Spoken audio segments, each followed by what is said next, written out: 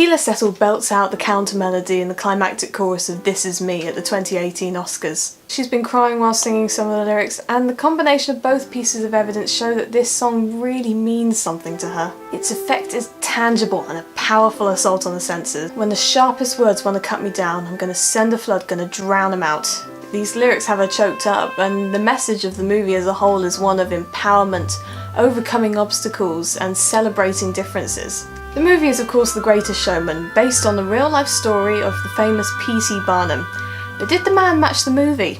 And could the film end up having a negative effect instead of a positive effect on public knowledge and opinion? You're watching Ranger on Screen, and this is the real story behind The Greatest Showman.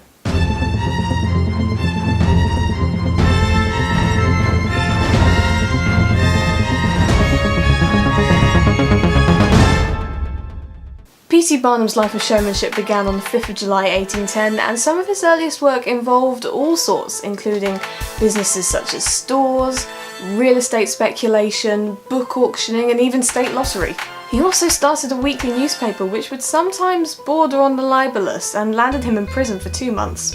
After Connecticut banned the lottery, he moved to New York to find his fortune, and one of the first things he did was find a loophole in the state's slavery laws, buying a blind black woman who was reported to be 160 years old, and then working her to death. Just for one final kick in the teeth, he sold tickets to her autopsy to prove that she was actually in her 80s after all. Eventually he opened his first museum, involving acts such as jugglers, magicians, live animals, and various other acts, often including disabled people and people with physical abnormalities.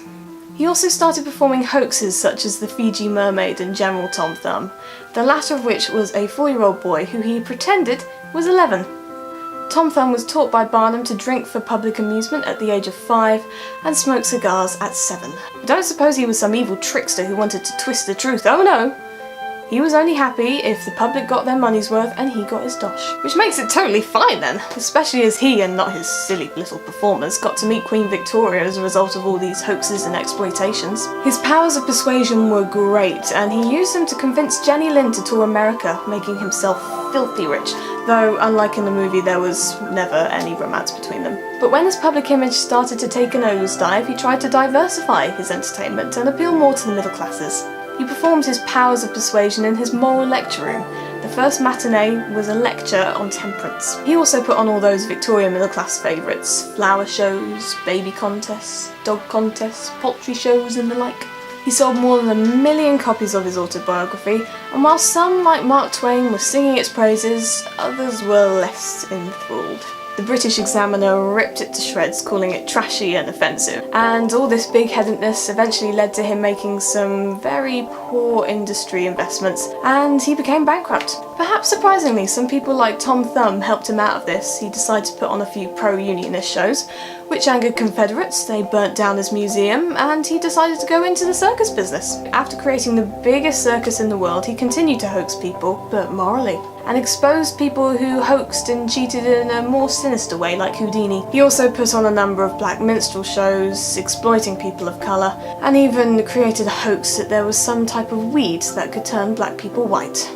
Yet perhaps strangely, he claimed that he was anti-slavery and shifted his politics accordingly. When he died in 1891, his critics forgave his sins and praised his achievements. His circus closed last year, and the Barnum Museum, full of his stuff that opened 2 years after his death, is still open today. So all in all, he was a great big jerk, certainly a bigger one than he's shown to be by Hugh Jackman. But the real dilemma of The Greatest Showman and the real Barnum is it wise to use artistic license to create something encouraging, inspiring even?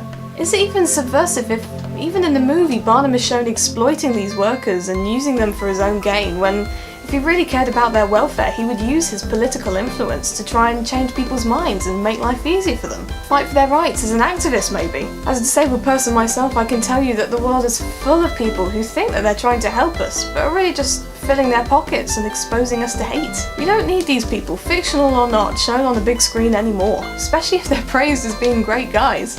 But even if you do believe that it's a positive message and that you can take the life of a horrible man and turn it into something wonderful, a little bit like Hamilton does with racist white men being played by black actors? Can artistic license extend this far? Or has the limit been raised in recent years due to the internet? After all, most internet savvy people now would probably Google Barnum after watching the movie and find out the truth. If we don't consider Hamilton a risk to public knowledge because of artistic license, then why should we consider The Greatest Showman one? I guess I don't have any firm opinions really, other than P.T. Barnum was a disgusting person, and inspiration porn is rife within this movie. The use of artistic license versus greater and more encouraging representation in the modern age, though, is a deep debate that I don't think will be settled anytime soon. I'd love to hear your thoughts though. Where do you draw the line with artistic license?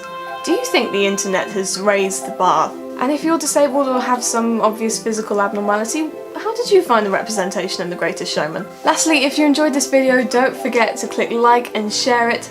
And if you're new here, it'd be fantastic to have you subscribe by clicking on the subscribe button below. And don't forget to click the bell for notifications so you can hear even more of the incredible stories behind music and film, just like The Greatest Showman's.